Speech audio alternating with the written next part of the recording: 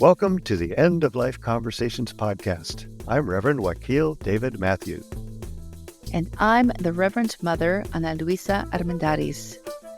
In this podcast, we share people's experiences with death and dying, whether it's grief and loss, or joy and celebration, all things related to the end of life. We so enjoy all our insightful and passionate guests who generously tell their stories with compassion and wisdom. So let's get started. Welcome, everyone. In this episode, we are so grateful to speak with two new friends we met at a recent death care conference in Seattle. They are both death doulas, and some of their cohort will share their inspiration and work in a special premium video that we're going to call What is a Death Doula? We hope you'll subscribe so that you can enjoy that and other premium content. So Phoenix is an alchemist, change agent, and spiritual midwife, also known as Freedom Doula, a term she coined in 2019. She's passionate about both personal freedom and collective liberation. Her practice is approached from a multidisciplinary lens, weaving ideologies from areas such as transpersonal, depth, and cultural psychology. She operates daily from the guiding principle as life as ceremony. Love that. Which acknowledges the sanctity of our life journey and the integral component of community witnessing as a gateway to transformation. And we are also hosting Myra Daniel. Myra Daniel is a death doula and folk artist living in Los Angeles, California. She is a Moda Myra and founding member of the Death Care Collective, Pacific Death Doula Collaborative, a group of death care providers working together all along the West Coast. She provides end-of-life care, photography, and music, as well as legacy project planning and services. Myra works with families and after-death care, helping the dying and their loved ones navigate end-of-life challenges. Thank you so much, and welcome, Myra and Phoenix. Yeah, so good to have you both. Glad you're here. Yeah. We always like to start out by just asking when you first became aware of death. So why don't we start with Phoenix and have you just give us an answer, what you want to talk about with that, and then we'll let Myra tell us what her first experience with death was. Sure. My first experience with death was with I guess he would be considered my great uncle. He was my favorite uncle in the whole world. And I remember, not really having an idea he died of cancer. And I first became cognizant of what death was when I saw his body laying for the wake. There was something that was so profound to me. I think I was, an adolescent, no more than 10. But I remember just watching and just the eeriness, but the beauty, the bittersweetness of the peacefulness that I imagine that he must feel. And so it perplexed me and it haunted me, but it also captivated me at the same time because I didn't know what to make of that. And right. From that point on, it's something that has always been a part of my psyche, my spiritual development. I used to have dreams about it as a child. And one of my biggest fears when I was younger was dying in my sleep because I thought I would be like my great uncle. But that has, been a seed that really started and has blossomed into something so much of a driving force in my life at present. Beautiful. Beautiful. Thank you. Mm-hmm. Myra? I think a lot of people first learn about death because of their pets. It's a way of children first come in contact with it. And we had pets the whole time I was growing up. So, and we lived a lot of times in very rural areas. So death is kind of just something that happens. I had a collie that was hit by my school bus that was picking me up. Oh. An entire busload of school children watched my collie get hit by the bus they were in. And that was the first time I think that I really grappled with this concept that death is a large thing, that it impacts other people, So I was about 5 then, but I think truly, when I truly would say I experienced a first death was my grandfather passing, who was like a father figure to me. And I found myself sitting on the porch steps, comforting my uncle, that was just my natural role even then. So I think pets is probably the first place I encountered death. and started to understand the enormity of it. But in terms of like experiencing a death, I would say it was my grandfather. Wow. Yes. Pets and family members seem to be our first like connective story to death, doesn't it? Yeah, over and over. Yeah. Over and over. So each of you, if you could tell us how these stories of death have impacted the story of your life. What has become of you because of that initial like awareness? Phoenix, you go. I'm okay with ping-ponging. You can go. Well, I think so. The way that I came into being a doula is, I grew up, I'm a Gen Xer. I grew up in the 80s. I was a teenager, and in the early 90s in college. And I think that our generation was just kind of desperate and displaced. I experienced a lot of people around me who committed suicide.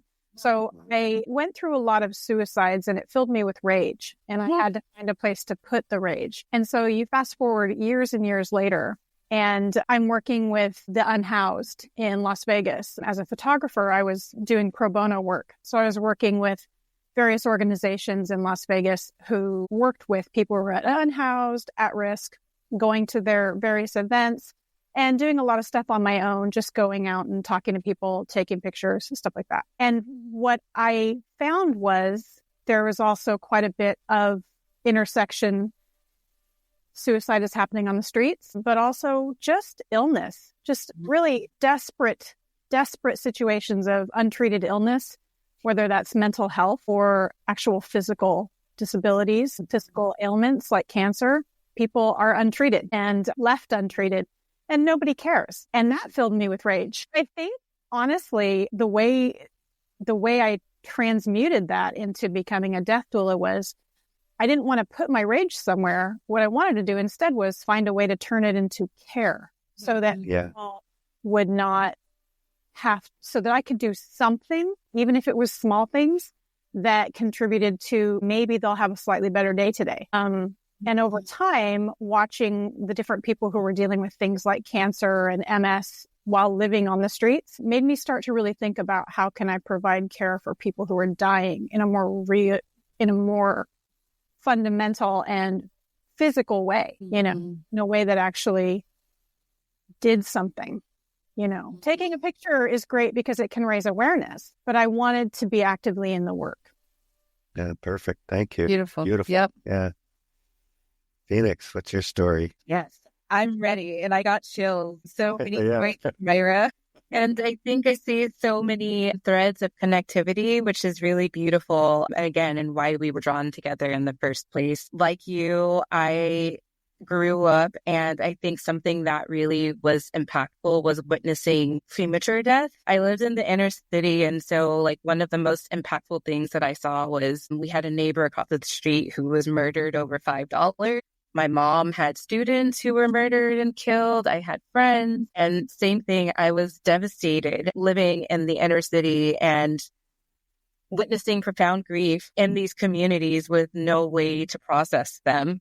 And so, again, as a child who grew up in the middle of the LA riots, I witnessed also a lot of other Columbine. There were all of these things that were also happening collectively and on a larger scale that really impacted like my idea of what it means to be in care of community. And so that, really is how I channeled my social activism work. I was a part of many grassroots organizations, really where we envisioned our whole line was about how do we go and move the line from just surviving to thriving, and how do we use our actions as an expression of our love for humanity, instead of just being angry. So I got burned out in the realm, obviously.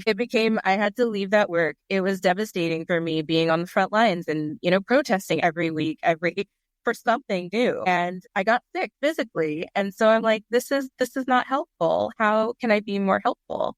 And so it was really something that galvanized me more than I realized was the pandemic, the global pandemic, and the civil uprisings. That is really what made me say, I need to channel this energy into caring for the community, because we are not, as a society, very apt in dealing with death. And so this massive, these deaths of desperation with the opioid crisis and all of those things really propelled me to finish my degree in school. But also that's what made me turn inward and to answer the soul calling of doing end of life work as well.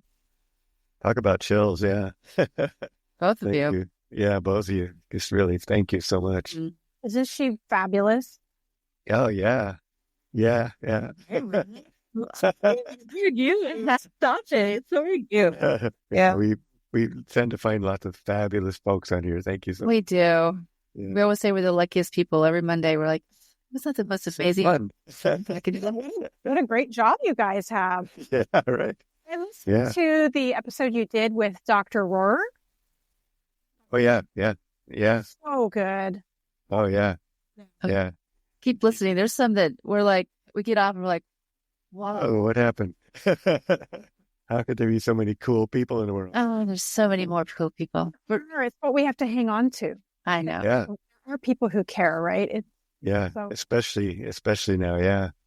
We were just talking about how on November 7th, I think we have a call, and it's going to be one of our hardest ones to do because we're going to be either weeping or who knows what we're going to be doing at that point, but it's going to be a tough time for everybody. So the next question we like to get to, and this is something you could both talk about. We can start with Phoenix again. Talk about your current role, your current work, what you're doing, and kind of what, because specifically, I know each of you are doulas, you're probably doing other work as well. But when we do the one specifically on doula, we want to kind of hear from people because each of you are kind of approaching it from a different perspective, I think, perhaps. So yeah, talk a little more about your current work and your perspective on it and what you're specializing in, if you will, or what you're really inspired by. Yeah. Thank you. It's so interesting. Death at one time was something that I thought was very separate and apart from me, and I was terrified of it. But I have found that this work and just my relationship with death has been the great unifier of all my. It's been like, well, this is really profound. So I'm currently a graduate student for my doctoral degree in transpersonal psychology, and one of I'm just barely starting, but my work is about rites of passages and preparation for physical death. And that's what my dissertation will be on. It's been very much informed by my own experience, but also what I've witnessed, from people in my community and things like that. But currently I'm juggling a lot of hats right now. So I'm an intern doing field work as a therapist for children in elementary school. I work on a peer run warm line doing crisis work as well. And then I have my business, The Cosmic Playground, which is, again, it's like one-to-one coaching and sessions, but also it's death doula work as well. And so it's been interesting. Although I am new in this field of death doula work, I'm still finding her. I'm really trying to figure out, what is she doing? Where is she? And the way that she's been showing me has really been, especially in the area of grief processing and holding that. So really companioning for family members who have lost and who are bereaved is really where I'm finding my sweet spot is, and building community around that, and also ceremony. I think we experience a bunch of little deaths before we actually physically die. And I think, again, the rites of passage is important to mark those moments of transition from moving from one stage to the next. And I think the more that we engage in this practice of ceremony and celebration, recognizing that, hey, we did it, we moved on, that really helps us to better come to terms and have a better sense of satisfaction, knowing that we are on the right path and doing what we need to do and finding satisfaction by being witnessed in community with other people as well. So, yeah, beautiful. Yeah, thank you for doing that work. Yeah, I agree that when I think you said this earlier when we were talking, that kind of gets the muscle memory, if you will, so that whenever transitions happen, you get better and better and better at it, right up to the day you're dealing with your end of life or with other people's end of life. You've got that sense of this is ceremony, this is ritual, this is important, and it makes it, I wouldn't say it makes it easier ever, but it makes it more like part of you, a part of yourself that is accepted. It almost feels like it's maybe better acceptance. Or like you metabolize the big deaths in a sweeter way because you've already done that work with smaller deaths, right? So there's already Organic becomes an organic action. Yeah. So Myra. Yes, Myra. What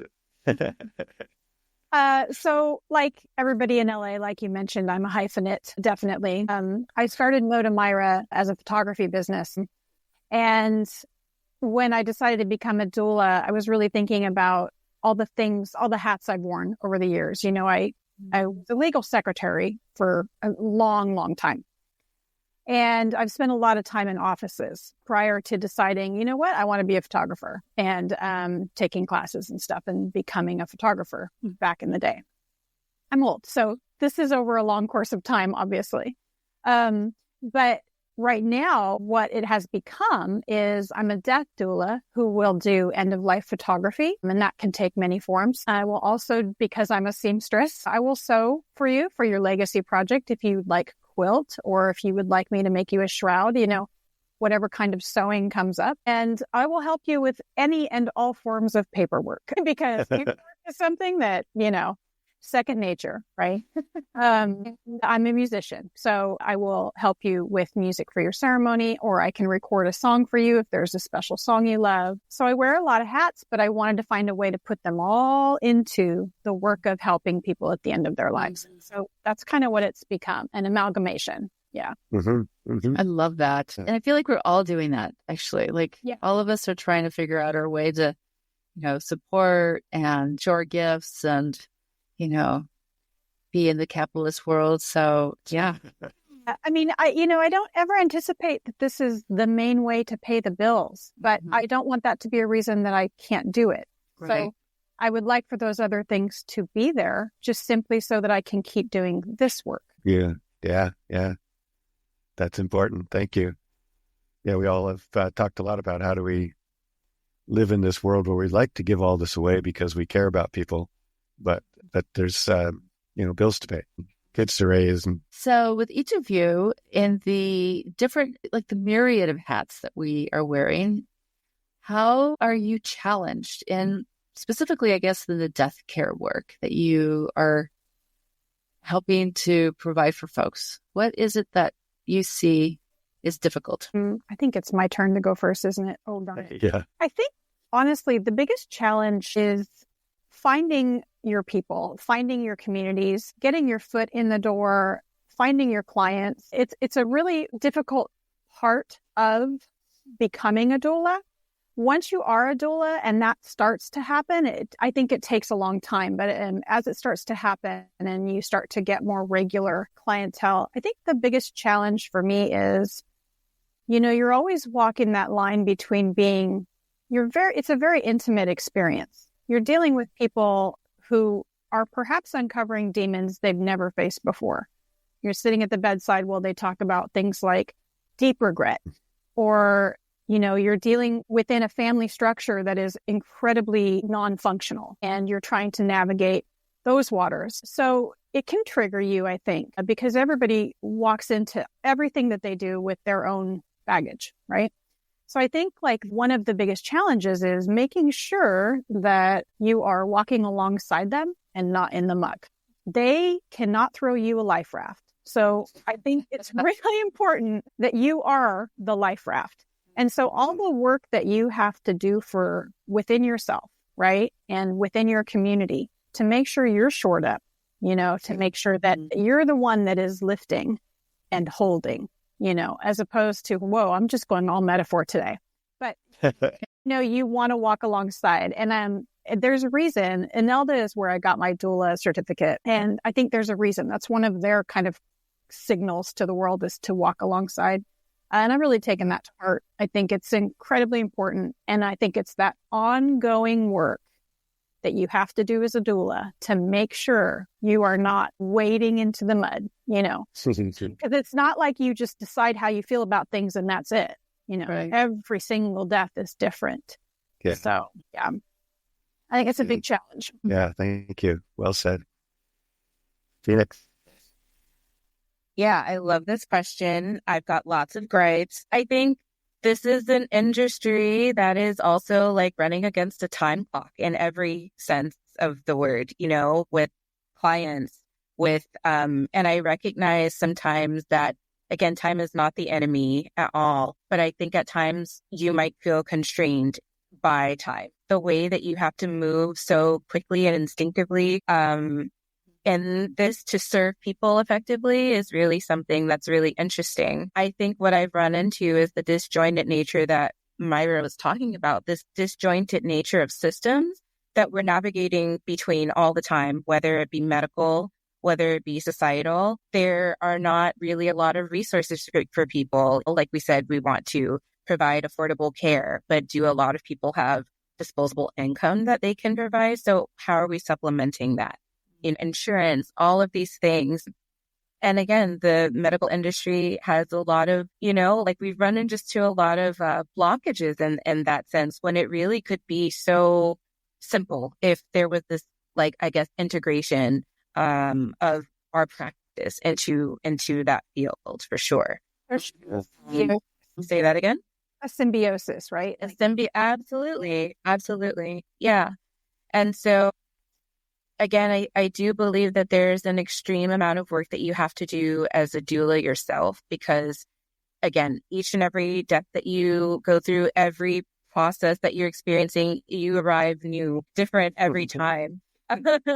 And sometimes there's not always the space and the time to integrate all of those lessons because of how quickly you're running against something. And so I really do think having the community and the spaces to actively process those things, like we really don't walk alone either when we're serving nor when we are, like, tending to each other in community as well. I have found that since joining our group and our collaborative, I feel so much more generative. That's what I was saying. This work is so much more life affirming because of how we are all working together and how we can contribute together versus when I was on my own.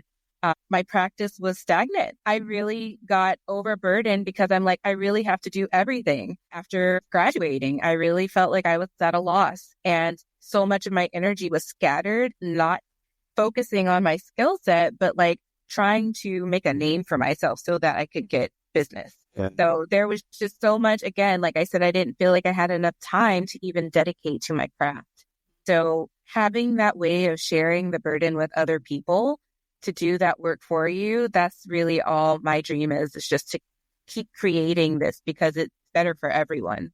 Yeah. And I really appreciate that what was it? You're an alchemist, and that's what it's essentially alchemy, right? Like we take our experiences and our feelings, our emotions, everything that's just kind of bubbling, and we bring them to the larger community to help us like transform or, mutate that into whatever it needs to be. Or if it needs to be composted, it goes down too. So yeah, the alchemy of this work is really essential for our well-being and our gifts out into the world. Yeah, it's so true, isn't it? When we have our meetings, you guys, my gosh, we come away with it so full and so.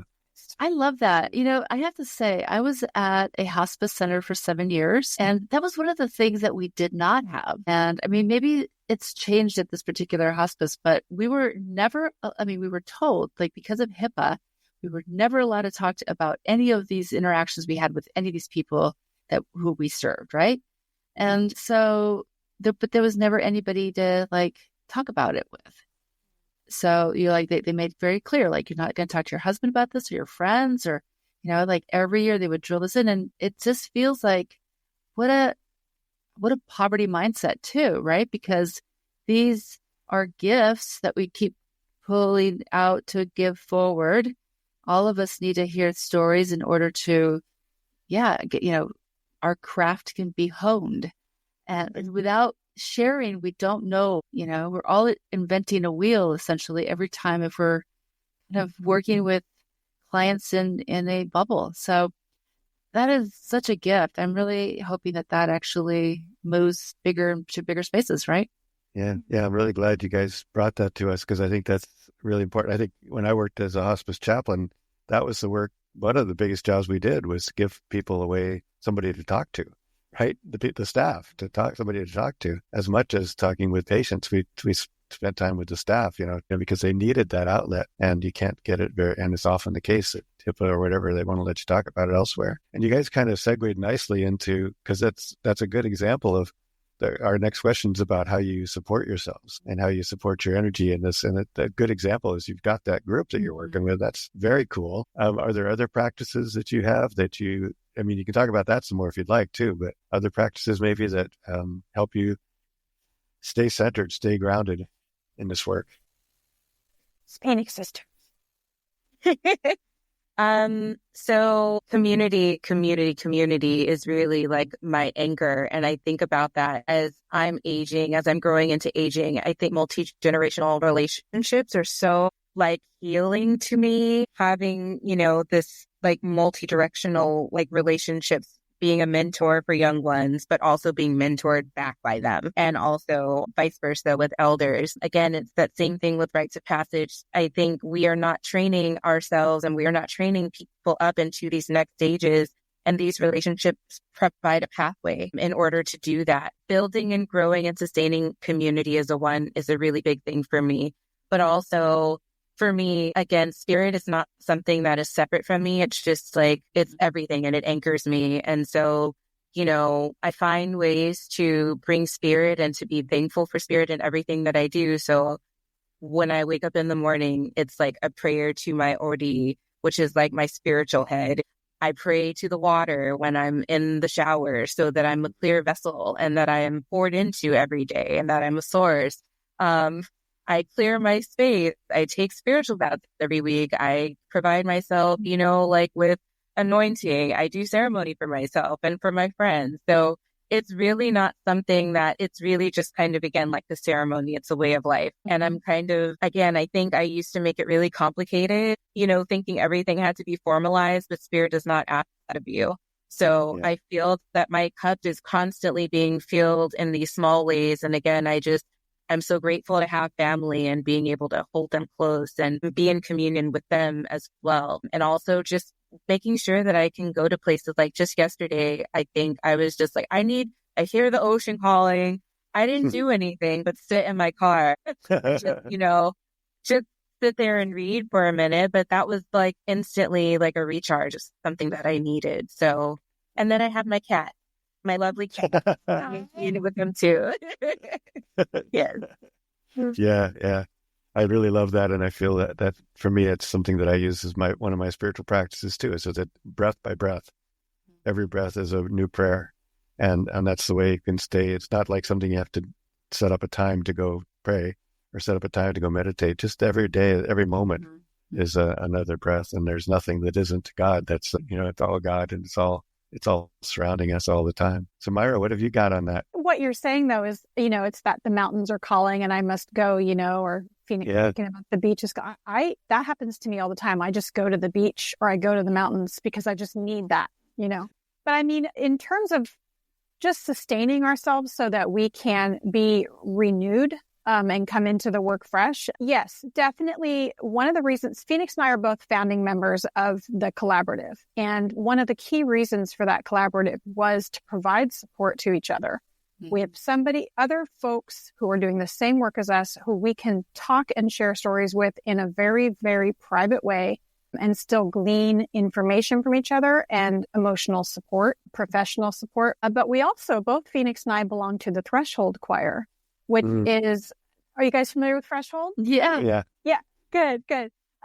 Phoenix, I'm just staring at you right now. Just FYI, anchor today. So, but the Threshold Choir, since you guys know what it is, we both belong to that. We sing it. One of the jobs of Threshold is to sing at bedside, but it's really those rehearsals are a communion for us. So when we go to those rehearsals, we always come away with that sense of communion and wholeness that is quite beautiful. But for myself personally, it is definitely, my recharging is definitely music, and I'm a creative.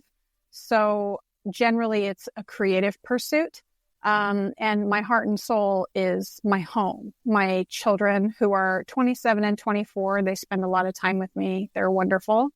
And, I have a husky, I have a dachshund, and I have a cat. So, I mean, And I'm quite the introvert in reality. So I will literally not leave my house for 4 days sometimes because I'm, recording a song and hanging out with my kids and my pets. So home is Great. very recharging for me. Yeah. What? Yeah. She has a stunning voice, by the way, Myra. I hope you can share. Stunning voice. Yes.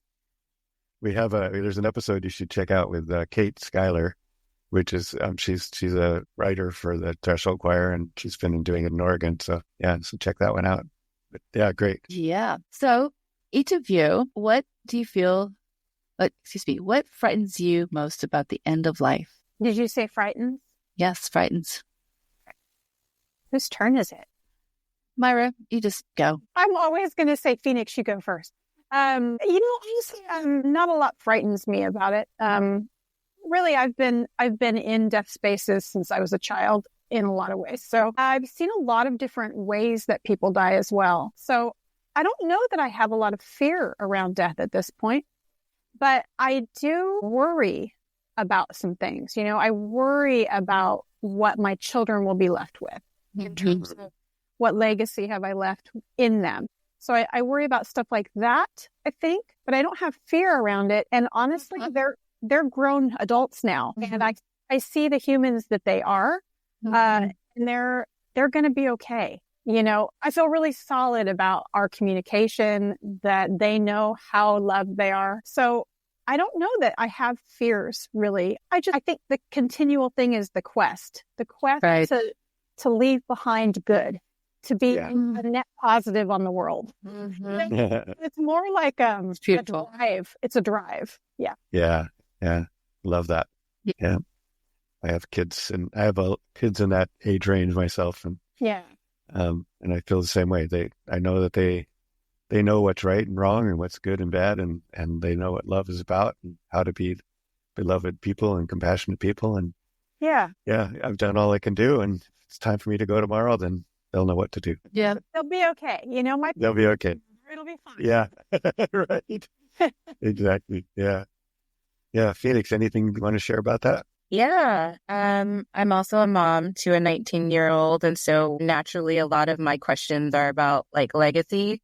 That's a really big thing. But similar, I'm I am so in awe. I love my girl. She's incredible.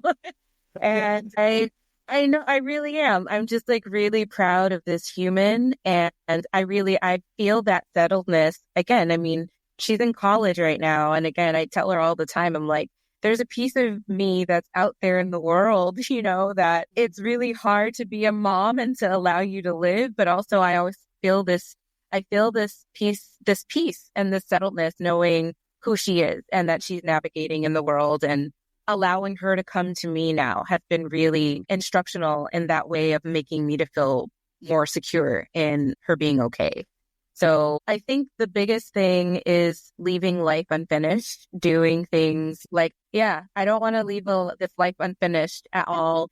That has been my driving, again, purpose and pursuit. Those things that terrify me, I have to turn toward them, which is literally why I'm here. But I mean, really, those things that I was terrified to do, those things that keep calling and keep beckoning, at some point, I'm I'm going to have to investigate this further. So just leaving no stone unturned in this life, and doing what I'm meant to do here to leave this world better than I found it when I arrived. And really, my whole thing with my doctoral process, what we're saying is knowing that I contributed something to the human repository of knowledge is really all that I could hope to do. And if that means, leaving a legacy of love in the hearts of the children and the people and the clients and things that I serve, then so be it. Yeah. It's wonderful. Thank you. Very good. So lovely. Yes, Wakil. Yeah, we kind of need to sum things up here. And so we always like to finish with asking if there's anything that you wish we had asked you that you'd like to share with us. Anything that we didn't ask that you'd like us to know about? No, but there is something we were saying a while back, and it did bookmark in my head. We were talking about, was it Phoenix? Were you the one that was talking about the storytelling? Who was talking about storytelling? Somebody was talking about storytelling. And and we were also in the vein of, the other things that we do besides being doulas. And, I think in that moment, I realized one of the driving factors behind the work I do as a doula, like working with people on their legacy projects and things of that nature, probably is very much, in fact, due to the fact that I'm a folk artist and I am all about storytelling and archetypes, and song telling is what I call it. You sing a song that's telling stories. And so I think a lot of the work of being a doula is helping people tell their stories. Oh, yeah. I think I just connected that thread right now, that kind of through line of, it's just everybody needs to be heard. It's so precious to me that I get to help them be a conduit, Right. Well, and Myra, with that, the other piece that you offer is the stories of other experiences to normalize the experience that people are having. Because sometimes people will say, well, is this normal? Has this happened before? Is this too weird? Is this too morbid? I'm like, no, let me tell you. And, there's an easing when you offer a story as well to the person who then shares another story. So it's kind of a weaving of stories. Yeah. We're all stories. We're all stories. I think that's a Doctor Who quote, actually. We are all stories. And so it's just lovely to be able to help people to either figure out what their story is, because sometimes, right, or to just get it out there so that it can be left behind for others. Beautiful. Yeah. Phoenix, anything you'd like to share that we didn't talk about yet? Or last edition? Yeah, I think last word. No worries. My question, I think, is more so about our hopes and desires for the outcomes of the death landscape and, what we envision for the future and propelling and moving this forward. And I think if the answer to that question for me is that death is no longer a taboo thing. It's something that we incorporate into, again, it's not seen as something, like you said, Ana Luisa, is that too weird? No, it's not shocking. It's not terrifying, but it's something that's normalized that we can speak in layman's terms, and it doesn't have to be. I think that we are so, as a community, as a culture, focused on youth, but there's never that talk about aging and dying and the other way around. So how do we embrace this? How do we incorporate and bring the cycles of the natural life cycles into our lives more? And how do we incorporate that into our work and our practice as well? Yeah. How do we incorporate grief as a process, as a process? That for sure. Yeah. Another thing that's a kind of a daily breath by breath practice is grief. Yeah. Because it's all around us all the time. Right. Yeah. Wow. Well, this has been so wonderful. We've really enjoyed this a lot, and we will talk about possibly doing the What is a Death Doula with you later, and I appreciate you so much. Thanks so much for joining us on the End of Life Conversations. We appreciate you and look forward to sharing our stories. We encourage you to subscribe to have access to premium episodes and extra resources. Links to our guests and their recommendations and a transcript of this episode will be in the podcast notes. Yes, thank you so much, and please tell all your friends. Follow us on social media, and again, consider subscribing for some excellent premium content. We want to acknowledge that the music we are using was composed and produced by Charles Heastand. We also want to acknowledge that we live on unceded lands that have been cared for thousands of years by Indigenous peoples who are still here.